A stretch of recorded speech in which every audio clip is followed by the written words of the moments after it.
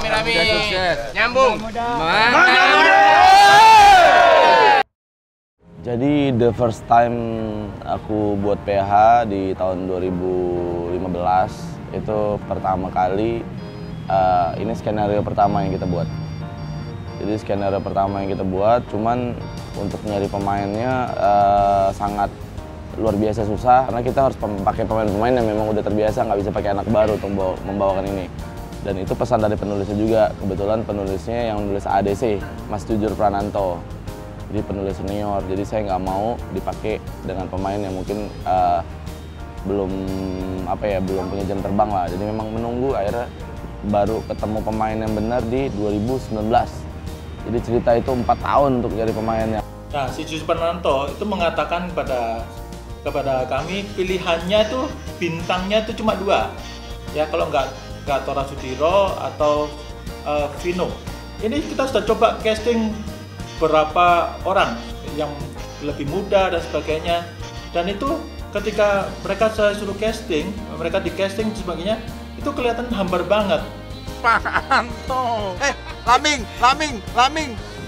Jadi memang di otaknya penulis dari awal itu Tora gitu loh. Jadi memang kita nungguin Om Tora 4 tahun demi kalau nggak ada Om Tora, Mangga Muda tetap akan nggak jalan gitu sih. Next, Om Tora, saudara. Yeah, with Tora it was a lot of fun. I mean, it's as funny, when the camera is rolling than when the camera is not rolling. So, and we are the same age, so we have a lot of chat and we have a lot of laugh during the filming of these movies. Trio Kasdut sih oke lah, gue senang juga Trio Kasdut tuh karena kalau ada mereka seru. Scene suami istri juga seru. Si bapak itu tuh siapa? Pak Hasan, Pak.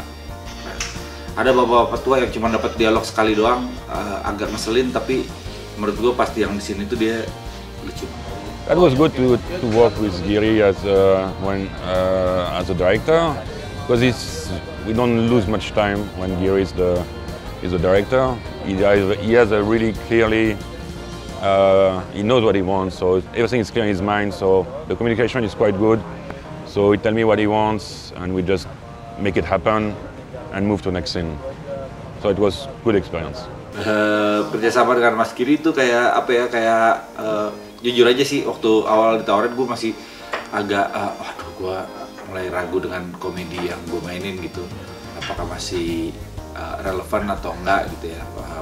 Kemarin malah berpikiran kalau tahun ini gue mau ngambil film-film yang serius gitu, film-film yang kayak drama dan sebagainya gitu. Cuman kemarin itu si Om Giri juga memberikan rasa nyaman gitu, memberikan rasa nyaman.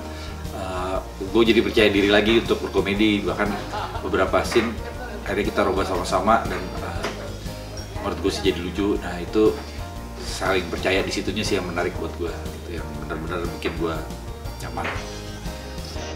Ini pertama kalinya disutradarai sama Giri, aku belum pernah. Cukup menarik, cukup fun, karena kita selalu diskusi. Jadi ada flow untuk diskusi. Jadi dia sama pemain pendekatannya juga baik. Terus diskusi sama DOP, sama tim itu juga baik. Jadi suasana lokasi syuting dibangun secara kekeluargaan dan nyaman. Kalau director lain mungkin lebih ke detail, shot dan segala macam lah. Kalau saya lebih bagaimana mereka menyatu dengan skenario. Nggak harus sesuai dengan skenario, tapi bagaimana tiktokan mereka nyaman. Dan bagaimana hal ini kayak nggak dibuat-buat, nggak textbook. Karena kalau kita syuting drama komedi, itu textbook susah. Jadi kebanyakan saya biasa nggak terlalu banyak take-nya, karena kalau namanya komedi, kalau udah terlalu much, 1 take, 2 take, 3 take, sampai berapa kali lucunya hilang gitu kan. Jadi yang saya ambil malah momen pertama. Dan kita alhamdulillah bisa menyelesaikan itu dengan sangat cepat. 2 jam nggak, kita ada readingnya juga nggak lama sih sebetulnya, karena waktu itu juga buru-buru, waktunya buru-buru dan nggak terlalu lama. Tapi kan memang ini perjanjiannya nanti kita akan kulik di lapangan gitu. Di lapangan kita akan kulik sama-sama, kita akan lihat bagaimana komedinya. Jadi ya ini lebih banyak improvisasi di komedi di lapangan sih. So the concept for the movie was quite simple because we don't want to do too much crazy camera movement or like effects, because we really want the people to focus on the acting, because it's a comedy, so it's all happening with the actor, so we keep it quite simple. Jadi di sini kelucuannya itu dibangun pada saat Sri hamil muda dan si Agil berusaha sedemikian mungkin untuk mewujudkan dan membelikan mobil buat istrinya. There is no major difficulty in this movie. Maybe the difficult part was all the traveling shot, because there is of course a lot of traveling inside the taxi, outside the taxi, so we have to use a lot of rigs, and we were shooting in Bandung with a lot of traffic, and so it was a bit challenging, but yeah, we managed to do that, and I think the result is good. Bukan menyuruh sih, lebih ke apa ya? Lebih ke diskusi kita. Om Tora, kalau kayak gini enak nggak ya? Nah, jadi saya lebih kayak gitu. Mungkin itu buat pemain nyaman. Jadi kayak kita nggak ada masalah sih dengan pemain. Bahkan sama kru nggak ada masalah.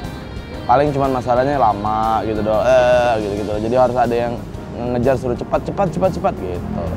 Itu ketika melafalkannya sama Tora, dan Tora itu sangat kocak sekali benar-benar. Jadi begitu kita adegan, ternyata malah saya nggak mampu menahan tawa. Itu yang sering kali terjadi. Kalau kamu tanya kesulitannya apa? Kesulitannya adalah aku susah nahan ketawa. Dan Tora selalu berganti-ganti Setiap syuting itu aku udah bilang janjian ya lo mau ngomong apa, karena dia itu bisa spontaneous.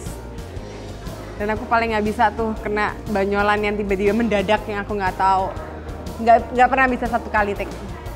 Karena selalu ada spontaneous dari dia yang bikin aku ketawa. Ya mungkin nggak semua orang tahu, jadi kita harus juga terjun ke masyarakat menengah ke bawah, yang bagaimana istrinya cuma kerja di salon, suaminya supir taksi, dan mereka punya keinginan lebih gitu loh. Tapi bagaimana keinginan itu bisa tercapai kalau misalnya logika itu nggak akan bisa gitu loh, karena mereka cuma supir taksi, satunya salon, yang akhirnya mereka menghalalkan segala cara gitu kan, entah beginilah, entah yang mau apalah, pokoknya banyak lah. Kita nggak bisa memaksakan sesuatu yang bukan kemampuan kita. Mangga Muda ini mempunyai 5 ciri khas, bahwa nomor satu, bahwa yang mahal itu adalah gaya hidup, bukan biaya hidup. Yang kedua, Anda harus belajar investasi. Buta investasi masa depan sama dengan buta huruf masa sekarang. Yang ketiga adalah sangat kocak. Yang keempat, kocak banget. Dan kelima, super kocak. Nonton film ini. Okay, it's very simple why everybody has to watch this movie, because it's really funny. As a foreigner, sometimes I don't really understand the Indonesian humor, but even for me it was really funny. So I think everybody has to watch that, Indonesian foreigners, because it's really fun. Saksikan Mangga Muda di bioskop terdekat akhir tahun. Jangan lupa saksikan Mangga Muda di bioskop kesayangan Anda. Jangan